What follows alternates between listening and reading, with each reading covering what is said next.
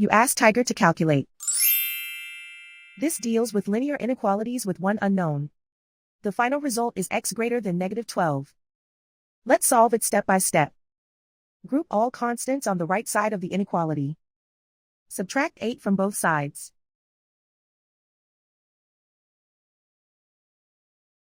Group like terms.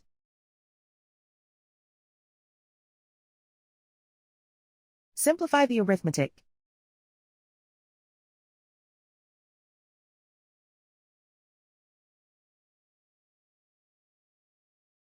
Isolate the x.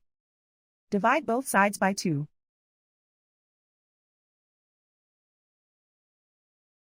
Simplify the fraction.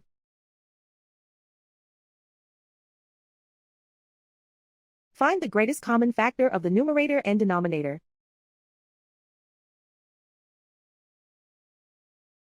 Factor out and cancel the greatest common factor.